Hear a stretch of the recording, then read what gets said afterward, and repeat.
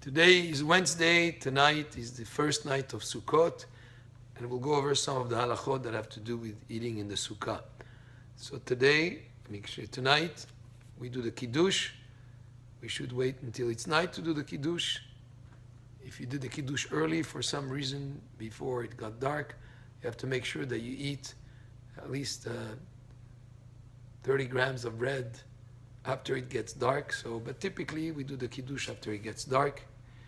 And the first night we do both Lishev Basukkah and Shechianu, and the second night also in the diaspora we say Shechianu also the second night, and we say the bracha Shekideshanu Tzivanu Lishev Basukkah right at the end of the kiddush and before Shechianu. Now every time that you do kiddush, you say Lishev Basukkah after the bracha of the kiddush and before you drink from the wine. And when there is no kiddush, then you say the bracha Lishev Basukkah after the motzi. So I say Motzi lechem min haaretz, and then Baruch atah Hashem Eloheinu asher qideshanu mitzvotav letzivanu Lishev Basukkah. That only when you eat bread. However, if you're going to eat something light like a cookie or some fruit, you do not say the bracha Lishev Basukkah. Only when there is a meal that involves bread, then you do say Lishev Basukkah. Now, if you forgot to say Lishev Basukkah, and you remember before you finished eating, then wherever you remember, you can say Lishev Basukkah, and you can eat a little extra bread to complete the minimum quantity to say Lishev Basukkah. Now, if you're not sure if you said the bracha or didn't say the bracha, you didn't realize, did I say it, did I not say it? Then the halacha is you don't say the bracha Lishev Basukkah if you're unsure whether you said it or not. Now, if you're going to eat something just that it doesn't involve bread, you're going to have a snack, you're going to have fruit, that type of thing, you're allowed to eat it outside of the sukkah. However, people who are strict have anything they eat, and even drinking water, they don't drink outside of the sukkah. And the person who does it that way, Tavo alav habracha, should be blessed. But me'ikar adin, the halacha is only when you have bread, the meal that involves bread, are you obligated to sit in the sukkah and say the bracha Lishev Basukkah. But if you were to have a fruit or a snack, that can be done outside of the sukkah, maybe a cookie. But if you were to have like a large quantity of, let's say, pasta or couscous, and it'll be a quantity that will be over 250 grams, then that would be already a meal, and you should definitely do it in the sukkah. But typically a small snack, that will be allowed to do outside of the sukkah. Now, on the first night of Sukkot, which is tonight, obligated to eat at least kazait, at least those 30 grams of bread, minimum.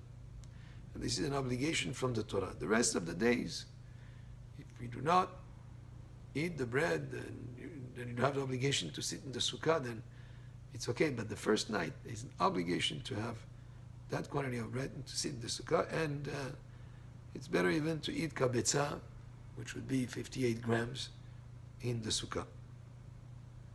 Now, women don't have the same obligation as men in terms of sitting in the sukkah, because it's a time-sensitive mitzvah, and kol mitzvot aseh she'azman gerama, any time-sensitive, time-connected mitzvah that is a positive commandment, women are exempt. But if she wants to sit in the sukkah, of course, she would have it's a good thing. Here in the halacha it says, they even have a reward for that. But they're not commended just like a man.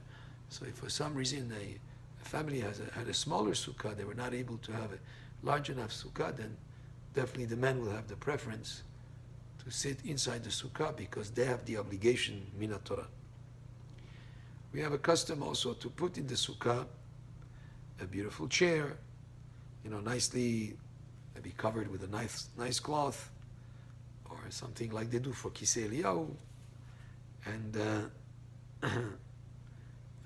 some people did a kind of a shelf on the sukkah, on the side a shelf, and instead of a chair, they put like some beautiful cloth on it to decorate it.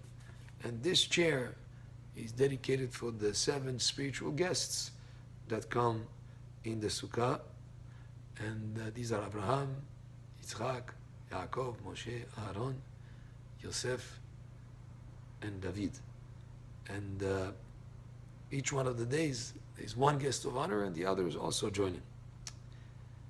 Now, the decorations of the sukkah, some people hang from the sukkah, from the schach, they hang some fruits. Anything that you hang on the sukkah becomes part of the sukkah, and you're not allowed to benefit or to eat it during Sukkot. So if you were to hang some pomegranates or whatever in the sukkah, you cannot, in the middle of sukkah, of the holiday of Sukkot, eat them. You have to wait until after Sukkot to partake from them. Now, a person should make an effort to sleep in the sukkah if he can, and that's something that would be a mitzvah to do, because we dwell in the sukkah. But if it rains, if it's too cold, he might catch a cold, and it will be too difficult for him to stay, then he would be allowed to go in-house. Same thing applies also if it rains during Sukkot and raindrops are falling into his soup and making it difficult, then he would be exempt from sitting in the sukkah.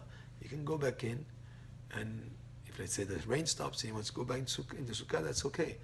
But the idea is that to sit in the sukkah for all the meals, to dwell in sukkah, to learn the sukkah, to do as much as possible of your activities that you would do throughout the day in the sukkah.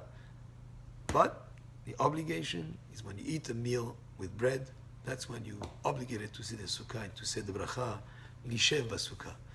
Chag Sameach, tizku leshanim rabot, ne'emot v'tovot. It should be a very joyous holiday of Sukkot. Baruch Adonai le'olam, amen ve'amen.